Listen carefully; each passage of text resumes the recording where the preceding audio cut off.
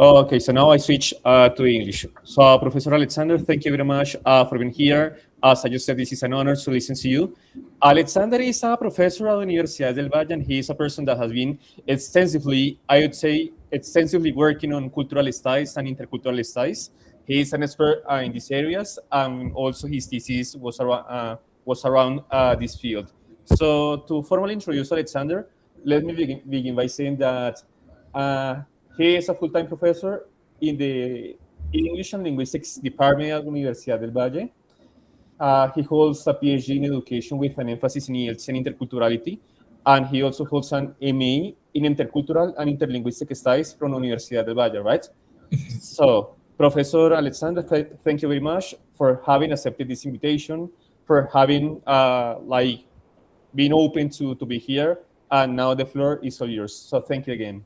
No, thank you very much for your kind words, John. And okay, I hope I will not bore you with this presentation. The title is Interculturality Beyond Theory, and I'll be talking about some challenges in higher education. And I apologize in advance. Some of the slides that you're going to find are in Spanish. I thought I had translated the whole thing, but I apparently didn't. So let me start by talking a little bit about the context where I'm from and where my university, Universidad del Valle, is located. So as you may be well acquainted, Universidad del Valle, it's in Cali. Cali is the capital city of the Department of Valle del Cauca. And this is a special department because 30% of the population is African descendant. So we have like the highest African descendant population, the second highest after many cities in Brazil. So Brazil holds kind of like the first place. And then here in Colombia, Cali would be the second capital city with the largest African descendant population. We also have the presence of indigenous communities. So people coming from the Misak community, they're usually called Guambianos, the Nasa people, the Pastos and Quillacingas that come from the south of Colombia. And we also have like a growing population from Embera-Catillo because we have the limit here with Chocó. So there are many indigenous communities that come all the way down through the Pacific coast. They get here to Buenaventura, and finally they come to the capital city. So you can see that this is kind of like as many people have called it, a melting pot. It's a very diverse population, not only in terms of ethnic background, but also in terms of linguistic background. So we have all these people speaking different indigenous languages here, but at the same time we have the contact between English, Quechua, and Mandarin over here in Buenaventura, because this is one of the most important ports in Colombia. Okay, so it is a harbor that communicates the Pacific and Colombian Pacific region with Asia. So many of these, big ships come with merchandising here to Colombia, and then we have people coming all the way up from Ecuador. They speak Quechua, and they come here, just to buy their merchandising. And of course, there are many people doing businesses in English or in Mandarin Chinese. So you see that there's a co-influence of a lot of ethnical backgrounds, but at the same time, different languages. Well, we are also very near, like the north of Valle del Cauca is very near the coffee region. And this historically has been, as many parts of Colombia, this has been a region marked by conflict. Okay, so you can see that in terms of diversity, well, this is a melting pot. Okay, let's talk about Universidad del Valle, which is kind of like a microcosmos, like a micro representation of the whole variety I just talked about in Valle del Cauca. So this is our university right here. You see that it's kind of like a complex of buildings that have been inserted in a forest. And here you can see the influence of the indigenous communities. We have conflict. We are a public university. This is right in front of where I am right now. This is a building, the building of arts, and of course, there's the presence of, the squad team, if I may. And as I said, well, I wanted to post this picture here because, as I said before, we have a huge population of African descendant people. And in Cali, as well as in Univalle, we have in September, we have the festival Petronio Alvarez, is the Festival Petronio Alvarez, which is a huge cultural festival where they, like different African descendant communities celebrate their music, their traditions, their food, their rhythms, everything.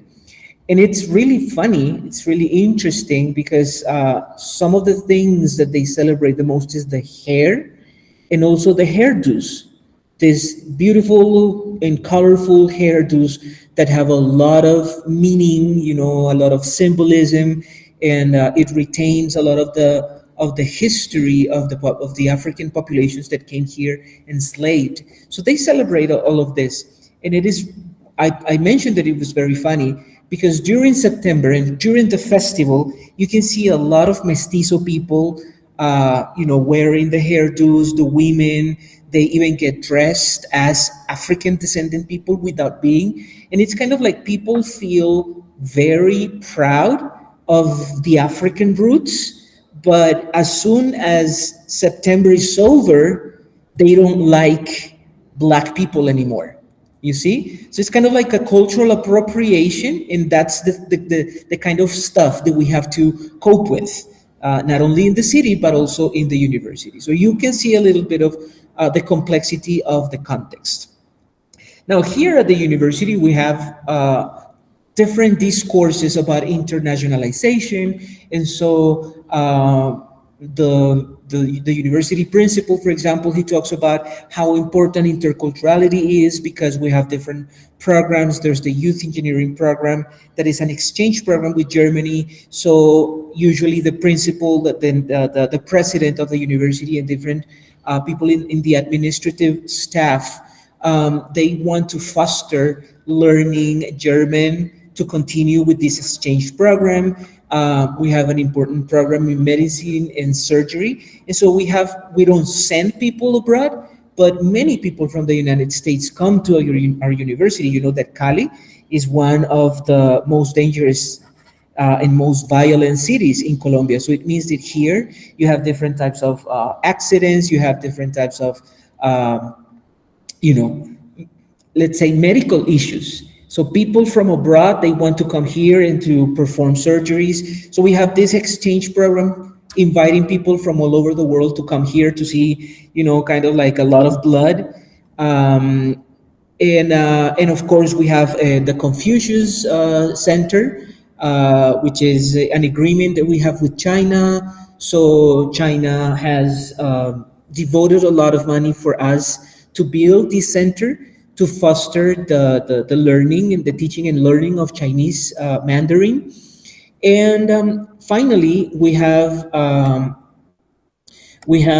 policy, if I may, that says that all students in the university have to graduate with at least one foreign language. So they have to study either English, French, German, and Portuguese. So what I am trying to get at is that the university thinks that foreign languages and interculturality, or perhaps let me put it this way, the university thinks that interculturality has to do with learning languages that are foreign in nature, okay? So they say, okay, as Universidad del Valle, we want to foster intercultural contact, but when they refer to intercultural contact, they're actually referring to internationalization.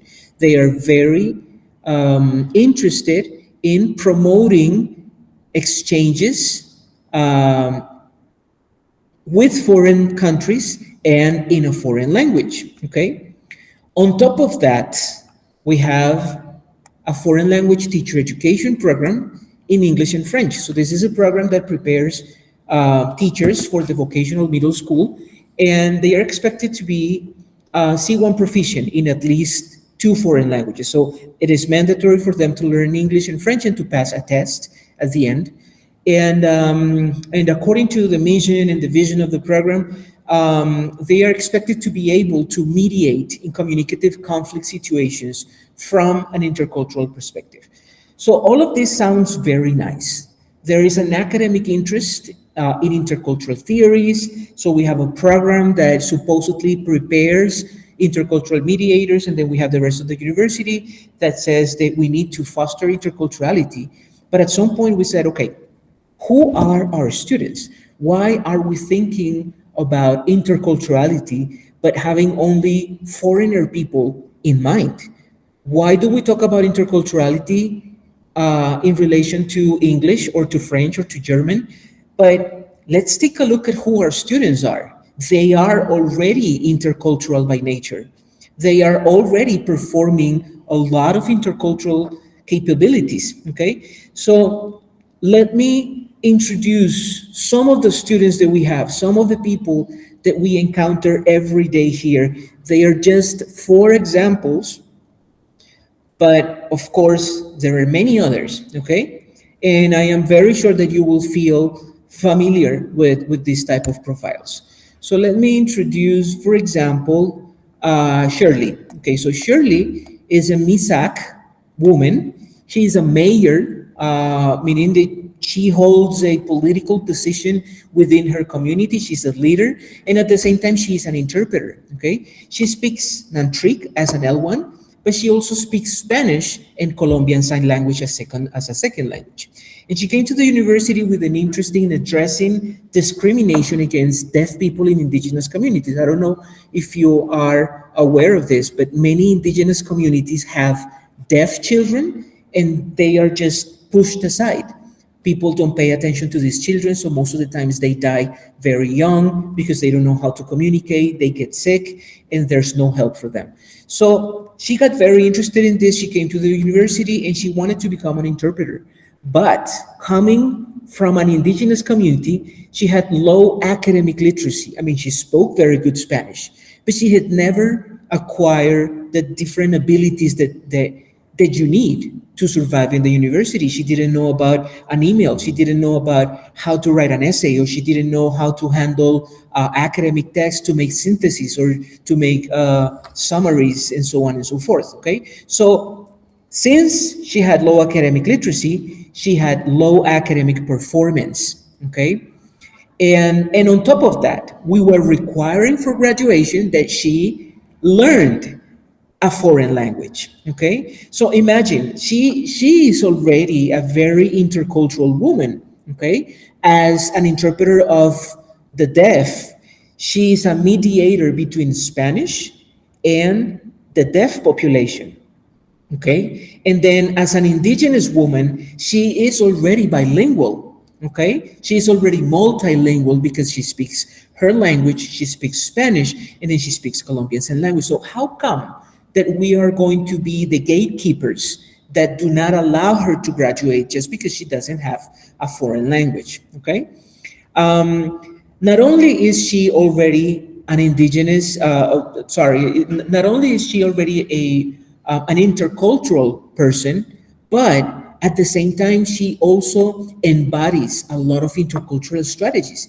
This is Shirley, for example, and this is a session of interpretation for a deaf and blind person.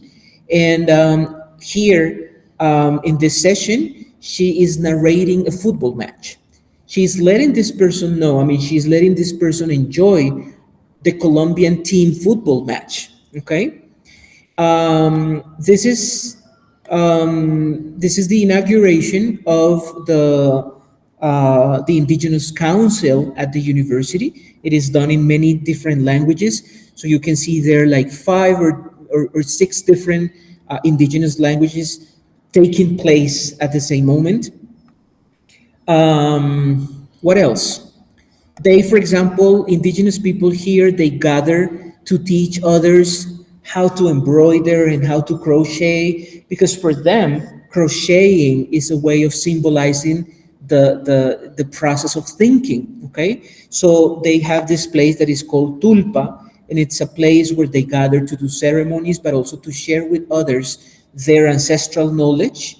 They teach you crafts, but at the same time, they teach you what it symbolizes and what it means for them in terms of reflection, in terms of spirituality, and so on and so forth, okay?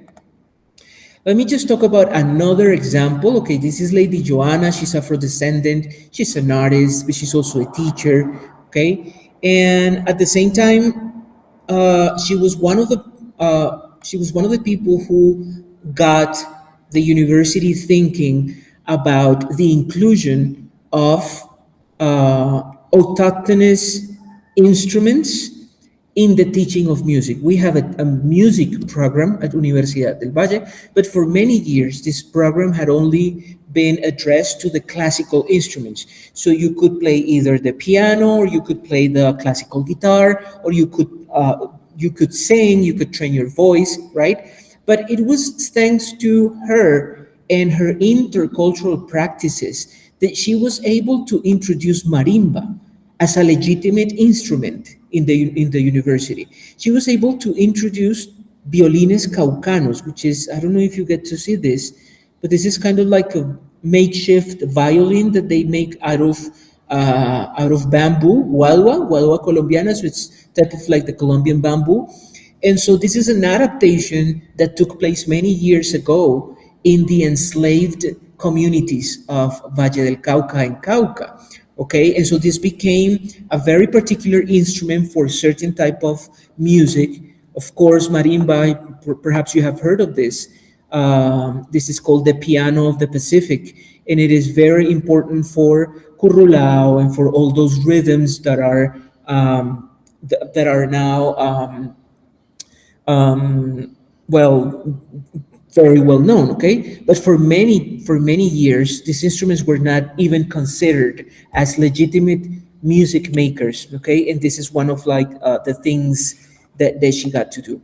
Let me talk about another example. Okay, here we have Mylene. She was my student. She is blind from birth, and she's a daughter to a blind couple. And at the same time, we have Sebastian, who was one of the first deaf engineers that graduated here at Universidad del Valle. I mean, when we take a look at them, we realize that they are already intercultural by nature.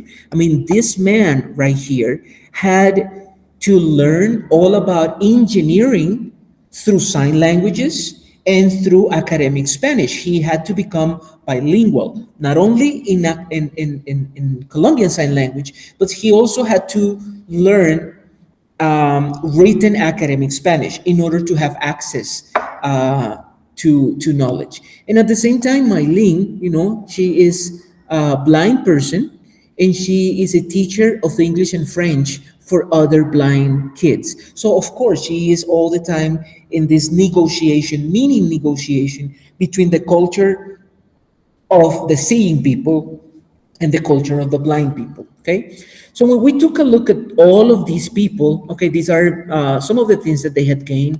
Just to show you an example, this is a machine that we as university we had to buy. We didn't even know that this existed before, but it was actually Mylene who made us aware that she needed this machine. This is the machine that translates everything into Braille for her to read. So of course, I mean, if she is going to be a student at Universidad del Valle, she needs to have the same rights as everybody else. And if I am delivering some copies for the rest of the students, then I have to guarantee that I will provide a copy in Braille for my for my blind students. So, these are many of the things that we got and we realized after we started, getting interested in the lives of our students. This picture took place at an event here in Cali when we first opened the program for interpretation of the blind and the blind deaf. This is the ex-Ministry of Education, and this is the president of INSOR. And right now he is baptizing him. He is giving him And so since he got dimples, this is the sign that they baptize him with. Okay, so all of this,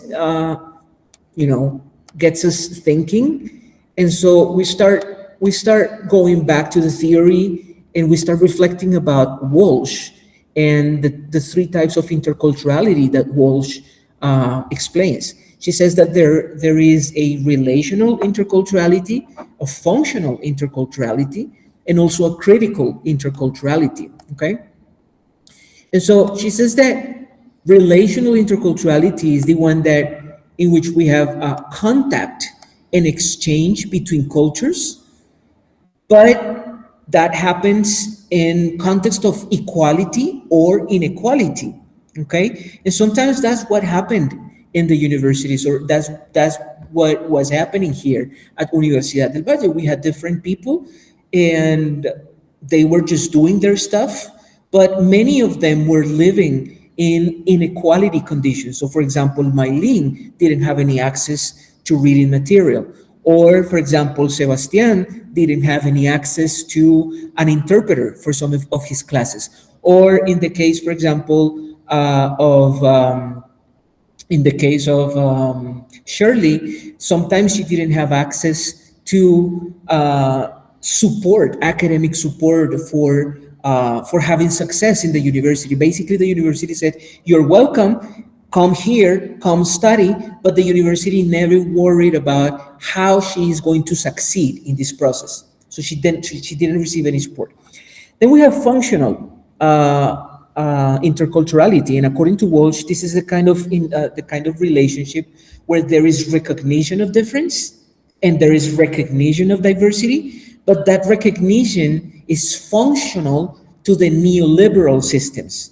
Okay, so it's kind of like, yes, I acknowledge that you are Black, I acknowledge that you are indigenous, I acknowledge that you are deaf, but that serves the purpose of maintaining a power structure. Okay, you are different, I acknowledge it, but I am, let's say, I am on top of you.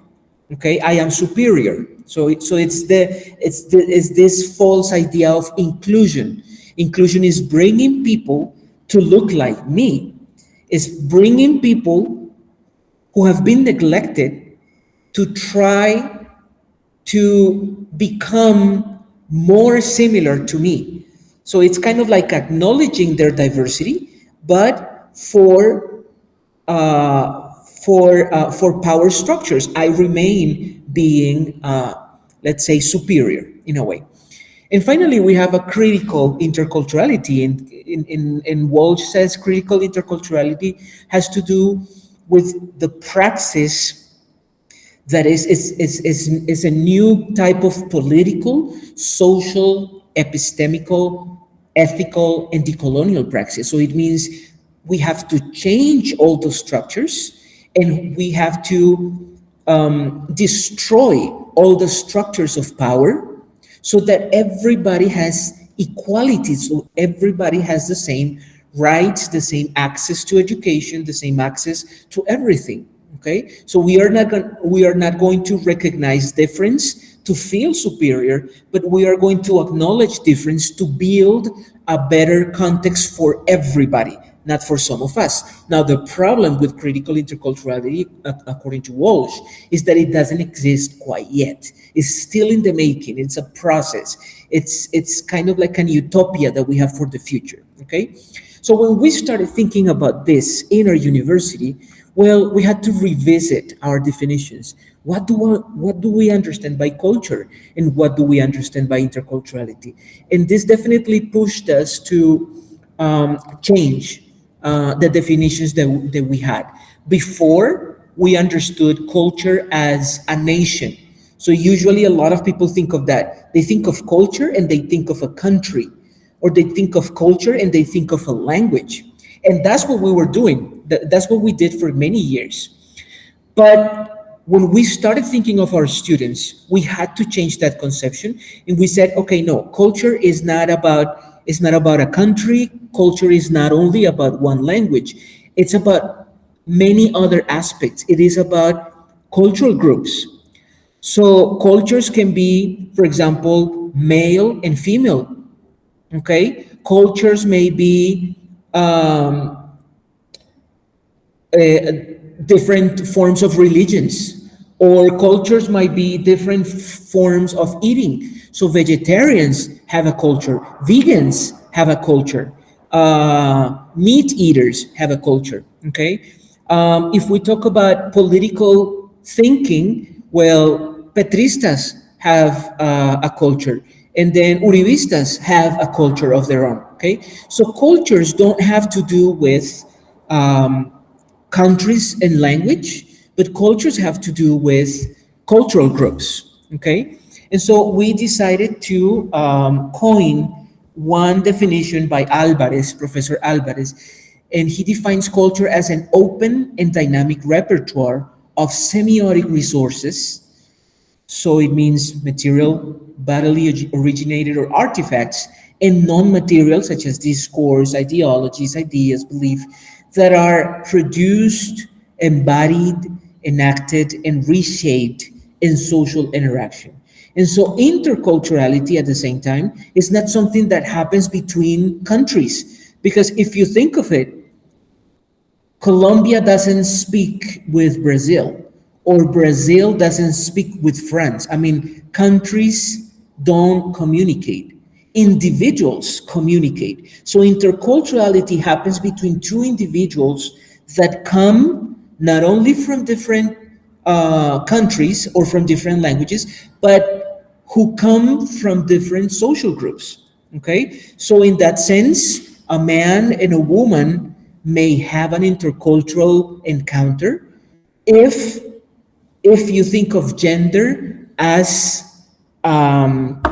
let's say as a feature of culture. Okay, so intercultural is a process of meaning making, meaning exchange, and meaning negotiation between members of distinct social groups and their identity affiliations. See, I don't know if you've heard this term locus, the locus of enunciation. That has to do with the identity. So, for example, John, who invited me here, John has many identities in his body and in his mind and in his soul. Okay, so John can talk to me as a foreign language teacher, or John can talk to me as a doctoral student, or John can talk to me as a child because, I mean, he is somebody's son. So he knows about the relationship between a son and a mother, for example. So depending on what kind of identity he wants to embody, his discourse is going to be different. And each one of those discourses are, let's say, they make possibilities for different intercultural encounters. Okay, so if John talks to me as someone from Boyacá, he is going to stand from a regional background. Okay, I can talk to John as a Bayuno person, and John can talk to me as a Boyaco person, right? And the dialogue is going to be intercultural, even if we are both Colombian. Okay. So yeah, we had to change our conceptions and our definitions, and at the same we had to change.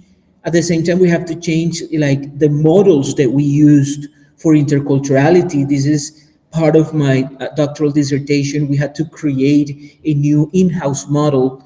We have to co-create this with the students and with the teachers, like a model or a representation of how we saw, how we understood interculturality in the curriculum. And that's where we discovered 8 different challenges, which is what I'm going to refer to today. These are the challenges that we have faced in doing this. I mean, when we acknowledge the others, when we acknowledge otherness, when we take into account the diversity of our students, the diversity of our surroundings, this is the type of challenges that we have to cope with in the university. So the first is that the first challenge has to do with decolonizing the curriculum, decolonizing research, and decolonizing epistemologies and knowledges, okay? Because now that we are more in contact, or now that we take, or that we pay more attention to the indigenous communities, for example, and we want to work with them in a research project, they don't want to do interviews, or they don't want to do focus groups. They are more interested in doing círculo de palabras, for example. And círculo de palabras is a whole ritual. It's a very ritualistic situation in which they do a harmonization of the environment. There is some instruments on. They burn some essence. They do mandalas with flowers. There is a whole connection with spirituality and with Mother Earth before asking the questions for the research program. And this is very different from the ways that we usually do research. If you take into account how we usually do research, I say, John, I need an interview. Okay, interview is tomorrow at 2. We will connect through Meets or through Zoom. And then we connect, and I start right away asking questions to John. And John is kind of like in a very uncomfortable moment, because he doesn't know if he needs to remain serious, or if he can be relaxed, or if he can talk to me as a friend, or if he has to talk to me as a teacher or as a student. I mean, he doesn't know, okay? So this has to do with decolonizing epistemologies. There's another thing that we have found, for example, with African descendant communities, and is the concept of juntanza. So la juntanza, for many African descendant people, is getting together to share and to do catharsis, okay? And through that catharsis, you can collect data, see? But then you have to be willing to participate in the modes of living of these communities. You cannot come to them and try to impose your ways of conducting the interview or the meeting. They have their own ancestral ways, okay? So that has been one challenge, trying to change the mindset of the teachers. Another challenge has to do with harmonizing the policies and the institutional discourses based on the recognition of intercultural practices and local diversity. So there are many things happening, and this is something we were talking with John and with another professor this morning. There are many things that happen in the daily life, but the policies don't always acknowledge the situation. So we still have a lot of indigenous people coming to the university, and sometimes they complete everything, but they cannot graduate because they don't speak German. It doesn't make any sense. I mean, it's an indigenous student. He already knows indigenous languages and Spanish as a second language. There is no use in asking for German or Portuguese or Italian out of them, right? Of course, teacher training is a challenge, because we have to train teachers who are not only intercultural themselves, but also teachers who will be able to educate others in an intercultural way. So you have to be intercultural, but at the same time, you need to know how to address interculturality with other people. Another of the challenges that we have found is that that of visibility and representation. So it has been hard when we self-evaluate our practices as teachers. It has been hard to find out that sometimes we build different discourses, and somehow we perpetuate certain discourses that are racist, that are chauvinistic, that are everything except for intercultural, okay? And so we need to use our classrooms for more visibility and representation of diverse bodies. For example, how many fat people do we see in English teaching books? How many people wearing prosthetics are in our books? How many transgender people are in our books?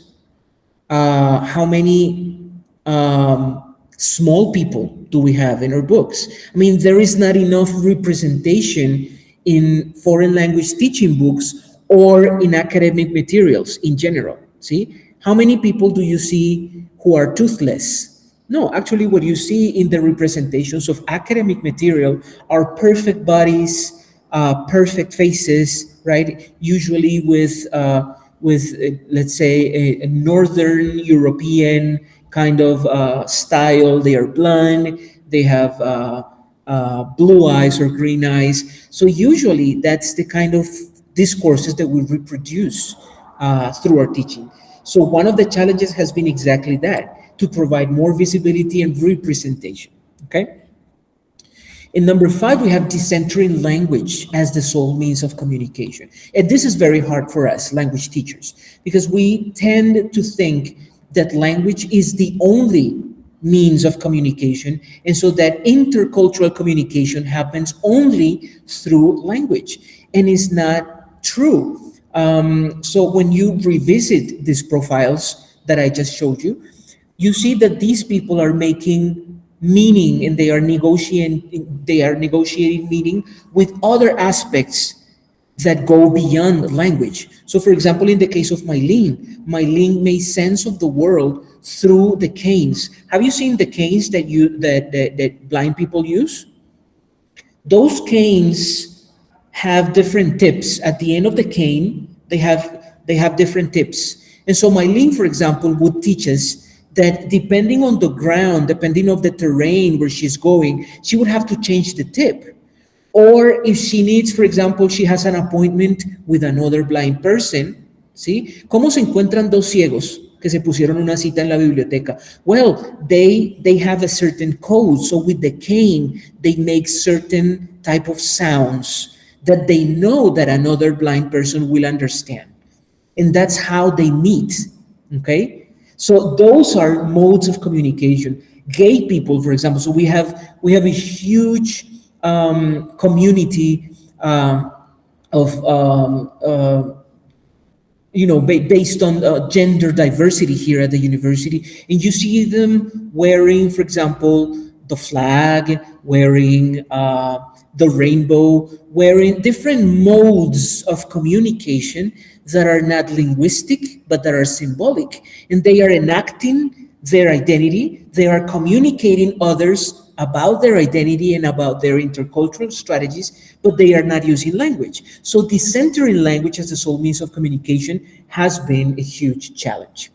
Number 6 has to do with recognizing the polyphonic discourse in society as input for program design and not the other way around. So being aware of the local diversity and harnessing that local diversity as an input for program design.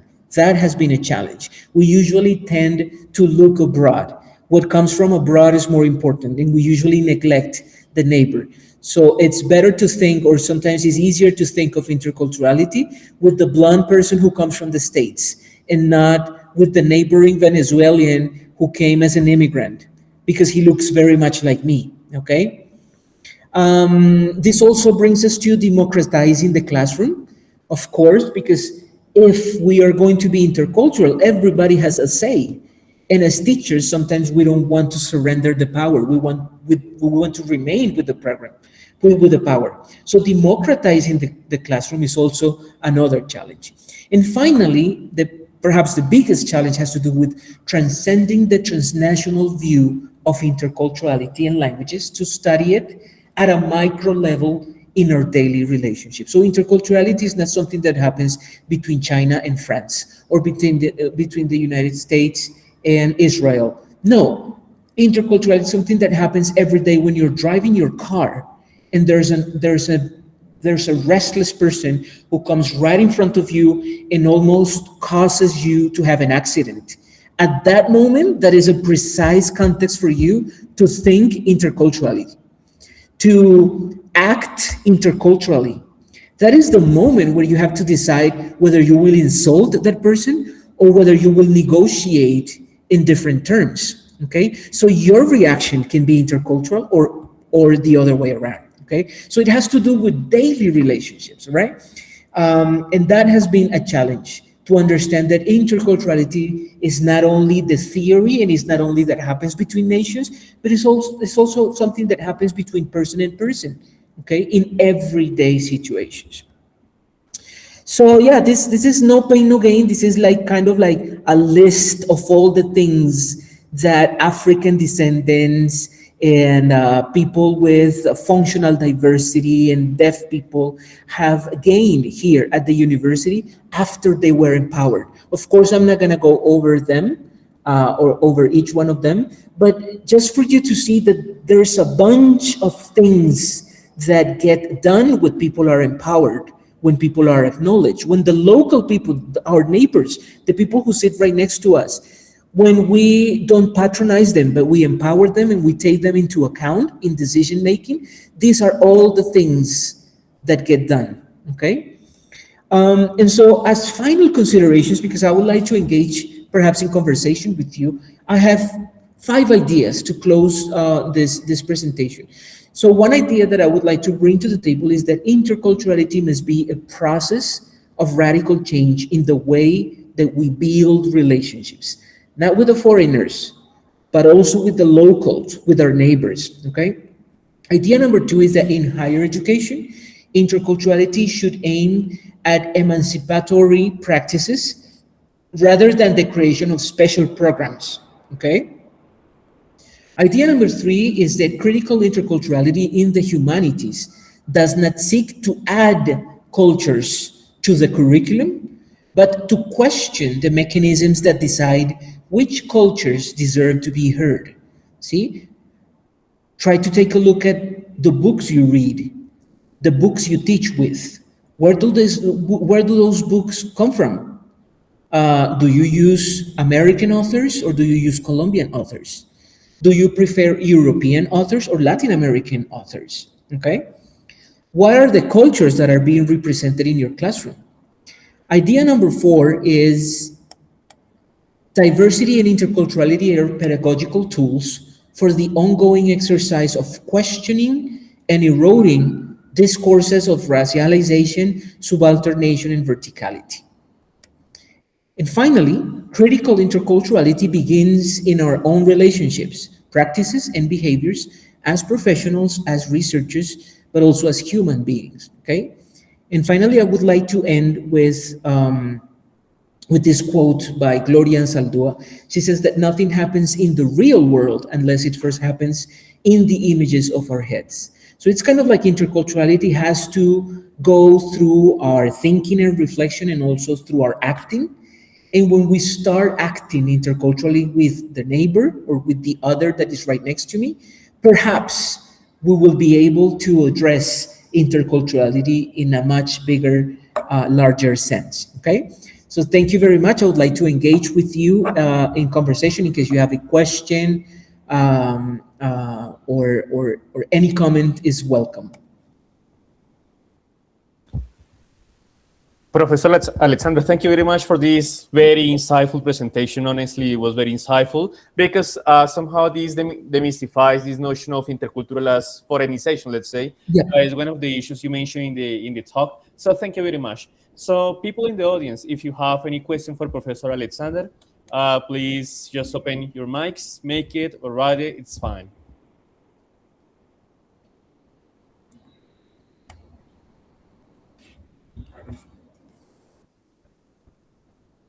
If you have any question or maybe any comment, feel comfortable to do it in English or in Spanish, either language, it's fine.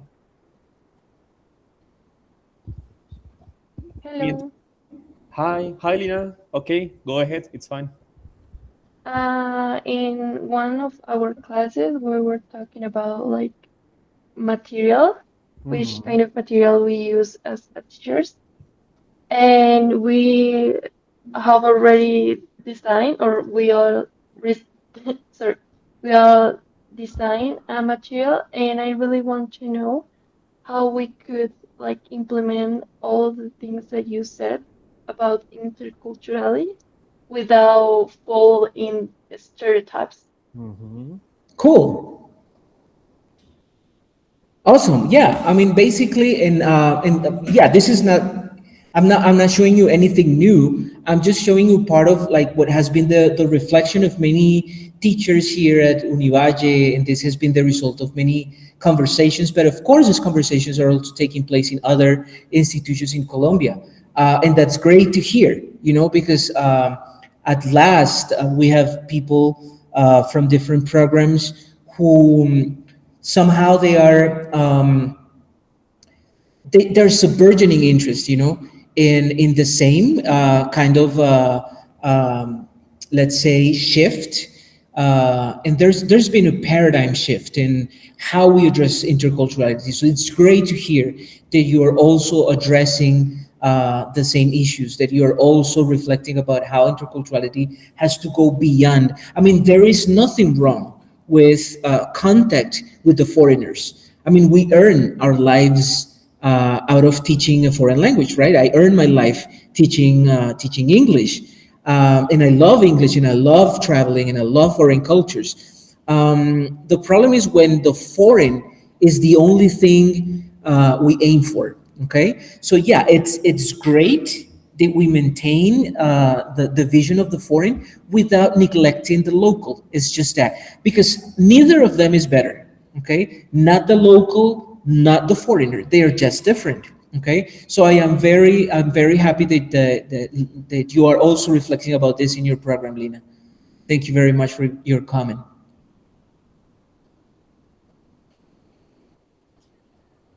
So if maybe you have another question or another comment, please feel free to just jump in. It's fine.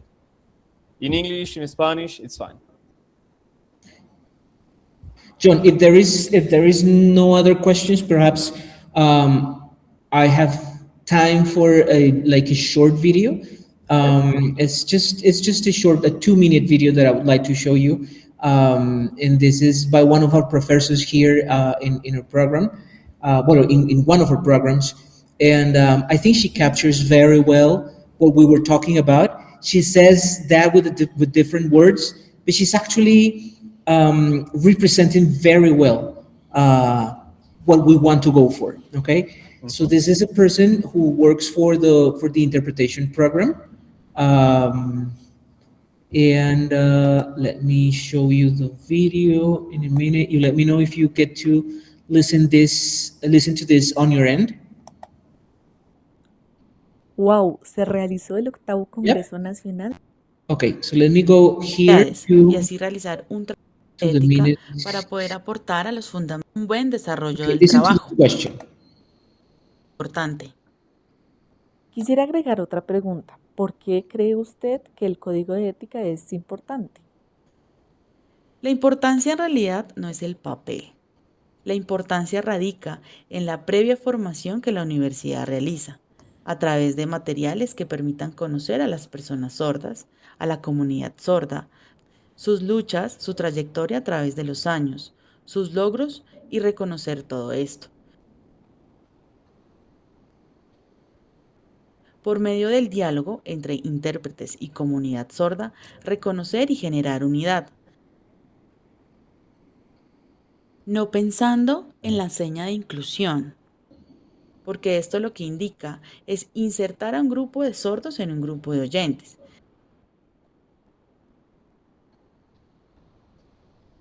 Sino desde la cercanía de los oyentes y los sordos para el mejoramiento social. Es por eso que se debe generar el diálogo entre intérpretes y comunidad sorda. Lo importante no es el papel escrito, sino enseñar de lo que allí está, la teoría, los fundamentos, los valores.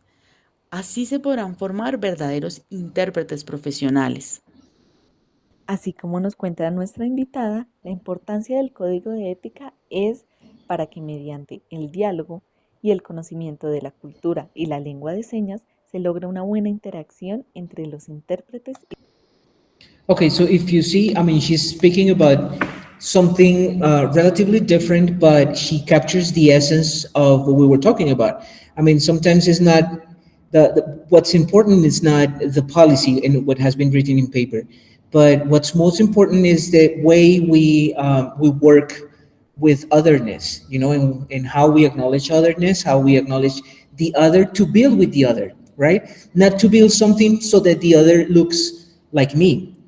And that's how she criticizes the idea of inclusion, that it's related to this idea of functional interculturality. So yeah, we acknowledge difference, but we want to maintain difference. Or if we want to erase difference, it's because we want someone else to look like me, right? But in this case, it's not that. It's acknowledging the difference as part of acknowledging that the different other has things to bring to the table. They have things that they can provide to the dialogue, and then we co-construct. So it's a better context, a better community for everybody. So yeah, I wanted to finish with that. I hope that that at least this is going to be thought provoking for you guys, and that we don't need answers as long as we have some questions for further reflection. Professor Alexander, again, thank you very much. I want to switch to Spanish now to say the following, para ir cerrando la charla. En la mañana justamente hablábamos con Alexander y con otros colegas. En este momento hay muchas cosas pasando en Colombia. Obviamente algunas conflictúan un poco creencias que uno tiene, percepciones arraigadas que uno también ha desarrollado, pero yo siento que en este momento hay mucha esperanza para seguir construyendo sociedad. Definitivamente nos estamos moviendo de una sociedad basada en el bilingüismo, en el binarismo, a una sociedad un poco más multicultural, mucho más abierta. Y como decía el profe, pues ya no simplemente no nos estamos reconociendo y respetando y como que tolerando porque existimos y estamos acá, sino que más orgánicamente nos estamos integrando y sí se están viendo ciertas acciones que están llevando a que mejoremos y avancemos como una sociedad más equitativa para todos. Entonces, profe, muchas gracias porque sus apreciaciones son muy interesantes, muy acertadas, muy apropiadas y es parte de todo este panorama que estamos viviendo como colombianos nosotros en este país. No, muchas gracias a ti, John, por la invitación. Voy a detener entonces la grabación. Un segundito, por favor.